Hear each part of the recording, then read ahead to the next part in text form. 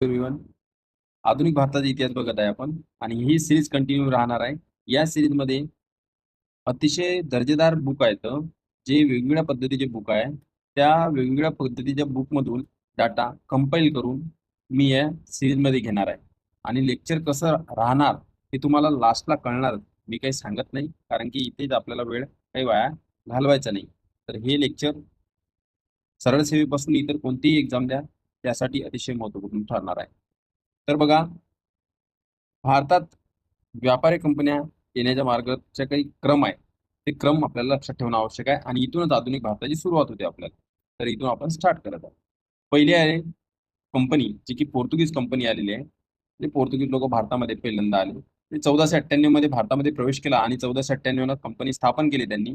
आणि त्यामधील व्यक्ती विचारते आपल्याला वास्को द गामा हा आला होता.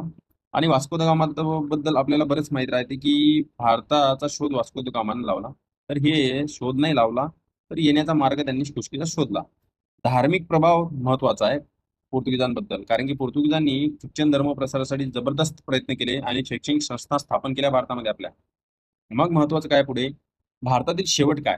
तर आता 1961 मध्ये भारत सरकारने लष्करी कारवाई करून गोवा, दीव आणि दमण जे काय आहे, हे भारतात समाविष्ट करून घेतले. आणि येथील जे काही पोर्तुगीज सत्ता आहे याचा इतिहास इथून समाप्त होतो. मग आपल्याला कळू शकते की 1961 आणि 1498 म्हणजे आले पहिल्यांदा पोर्तुगीज आणि भारतातून गेले पण शेवटला पोर्तुगीज आहे, हे लक्षात राहू. डच. आता डच जर बघितलं तर हे 1602 मध्ये आले. 1602 मध्ये त्यांनी कंपनी स्थापन केली. आणि कोणत्या देशाचे होते? हॉलंडचे होते. इंग्रज जर बघितलं तर हे 1608 मध्ये आणि कंपनी स्थापन केली 1600 मध्ये. आता 1608 मध्ये कसं, तर बघा, स्टार्टिंगला इंग्रजी जी काही प्रायव्हेट कंपनी होती ती व्यापार करण्यासाठी राणी जोडून त्यांच्या परवाना घेऊन आपल्या भारतामध्ये आली. ती 1600 मध्ये कंपनी आली, स्थापन झाली. ती ब्रिटनची होती.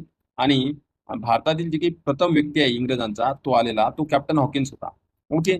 आणि त्यावेळेस जर जेव्हा कंपनी आली ती 1600 मध्ये, आणि त्यानंतर भारतात त्यांचा खरोखर इंग्रजांचा प्रवेश जर बघितलं 1608 मध्ये. Danish Danish 1616. 1616 हे डेन्मार्कचे होते. आणि एक महत्वाचं यांच्याबद्दल धार्मिक प्रभाव काय, तर भारतात कॅथोलिक धर्माचा प्रसार करण्याचं कार्य कोणी केलं? डॅनिश या लोकांनी केलं. आता फ्रेंच लास्टला येणारे जे 1664 मध्ये आणि फ्रान्स या देशाचे होते. तर आपल्याला याची ट्रिक एक महत्वाची आहे, लक्षात कसं ठेवायचं. पीडीएफ अशा पद्धतीने लक्षात ठेवा. सिंपल लक्षात ठेवू शकता. ट्रिक एकच आहे, पीडीएफ. पीडीएफ. पी म्हणजे पोर्तुगीज, डी म्हणजे डच, ई म्हणजे इंग्रज, आणि डी डॅनिश, आणि त्यासोबत फ्रेंच एफ. पीडीएफ अशा पद्धतीने लक्षात ठेवायचं.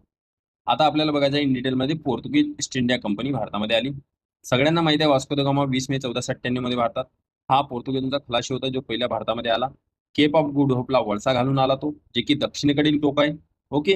हा बार्तोलोमेव डायस यांनी शोध लावलेला होता त्या टोकाचा. आणि इथे येऊन या टोकाला वळसा घालून भारतामध्ये कालिकत बंदरमध्ये पोहोचला तो, आहे का. मग त्यानंतर हे कालिकत बंदर कुठे आहे? केरळमध्ये आहे. राजा कोण होता त्यावेळेस जो त्याने त्याचे स्वागत केले? तो झामोरीन नावाचा राजा होता. ओके. तर पुढे जर बघितलं तर भारतात आलेली पहिली युरोपियन कंपनी जर म्हटलं तर कोणती आहे? मग पोर्तुगीज आहे.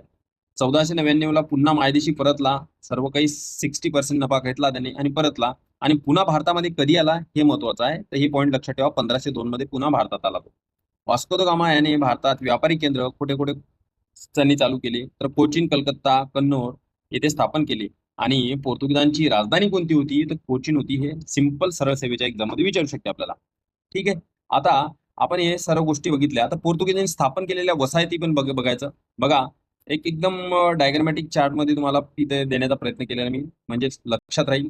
साष्टी आहे, वसई, कोचीन जी की राजधानी होती त्यांची, चोल, दीव दमण, गोवा, चितगाव, आणि त्यासोबत सेंट थोम आणि हुबळी.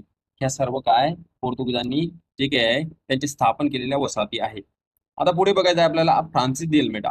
आता फ्रान्सिस दी अल्मेडा जे की वास्को द गामाच्या नंतर आलेला गव्हर्नर आहे, जे की पोर्तुगीजांचा, तो फ्रान्सिस दी अल्मेडा 1505 ते 1509 चा कार्यकाळ. आता पोर्तुगीजांचा जे काय आहे कंपनीचा पहिला गव्हर्नर जर म्हटलं तर हा फ्रान्सिस दी अल्मेडा आहे, जे की पोर्तुगीज कंपनी आली त्यावेळेस गव्हर्नर बनलेला पहिला. भारतात पोर्तुगीजांच्या सत्तेचा पाया घातला याने. आणि भारतात पोर्तुगीज प्रदेशाची काय स्थापना पण करण्यास काय सुरुवात केली यांनी. 1509 मध्ये दीवची त्यांनी काय लढाई लढली आणि मुस्लिम एकत्रित शक्ती गुजरात, तुर्कस्तान, इजिप्त यांना पराभूत करण्याचं काम कोणी केलं? फ्रान्सिस दे अल्मेडा यांनी केलं.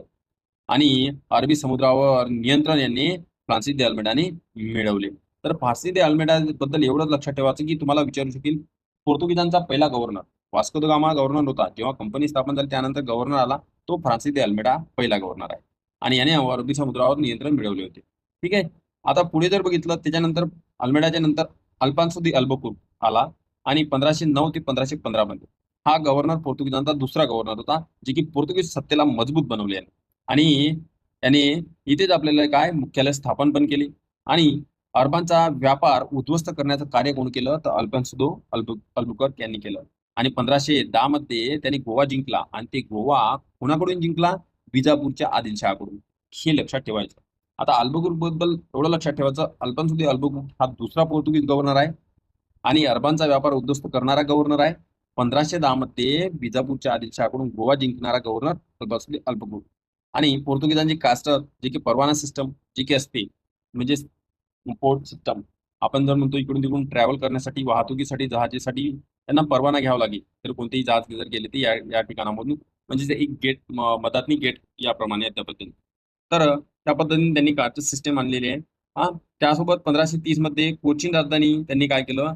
या कोचीन राजधानीवरून गोवा ही राजधानी बनवली. तर तुम्हाला माहिती आहे पोर्तुगीजांची पहिली राजधानी कोचीन होती आणि कोचीन आता अल्फान्सो दी अल्बुकुर्कनं कोचीनवरून राजधानी कुठे हलवली? गोव्याला हलवली. हे महत्वपूर्ण आहे. आता एक तिसरा गव्हर्नर महत्वाचा आहे निनो दी कुन्हा. आता जर बघितलं तर पोर्तुगीजांची आर्थिक धोरणे सुधारली या निनो दी कुन्हाने आणि भारतातील वसाहती याने काय विकसित केला कारण की याला मॉडर्न करायचं होत्या आणि धार्मिक संस्था शिक्षणाला प्रोत्साहन दिले भारतामध्ये येऊन. आणि हे गव्हर्नर जर बघितलं तर निनो दी कुन्हाचा याचा कार्यकाळ 1522 ते 1527 पर्यंतचा होता. हे 3 गव्हर्नर आपल्याला महत्वाचे आहेत वास्को द गामा नंतरचे लक्षात ठेवणं आपल्याला आवश्यक आहे. आता एक यामध्ये महत्वाचा मुद्दा काय आहे की 19 डिसेंबर 1961 गोवावरती ऑपरेशन विजय राबवलं होतं आणि त्यावेळेसच 1556 पोर्तुगीजांनी यांनी काय गोव्यात पहिली प्रिंटिंग प्रेस पण स्थापन करण्यात आली होती आणि त्यांच्यानंतर त्यांची कंपनी भारतामध्ये एस्तादो इंडिया ही कंपनी स्थापन केली होती. हे पोर्तुगीजांची कंपनी होती. ओके. आता पुढे जर बघितलं तर डच ईस्ट इंडिया कंपनी काय आहे? युनायटेड ईस्ट इंडिया कंपनी 1602 मध्ये स्थापन झाली कंपनी आणि 1596 साली व्यापारच्या उद्देशाने डच भारतात आले आणि व्यापारी केंद्रे कुठे कुठे मग डचांनी स्थापन केले? तर 1690 पर्यंत कालिकत पर्यंत यांचं व्यापारी केंद्र होतं आणि मग 90 पासून ते नागपट्टणम हे काय बंद त्यांचं काय केंद्र डचांचं बनलेलं आहे. आता डचांचे काही प्रमुख व्यापार जे आहे ते लक्ष कशावर होतं त्यांचं? जास्तीत जास्त जावा समुद्र यावर जास्तीत जास्त त्याचं व्यापाराचं काय लक्ष होतं. इंडोनेशियामधील जे होतं आणि त्यासोबत जर बघितलं तर मसाल्याच्या पिकाचे नियंत्रण हे महत्वाचं त्या डचांचा मुख्य उद्देश होता. यांचं जास्तीत जास्त भर हे आपल्या भारताकडे नसून इंडोनेशिया या ठिकाणाकडे होता.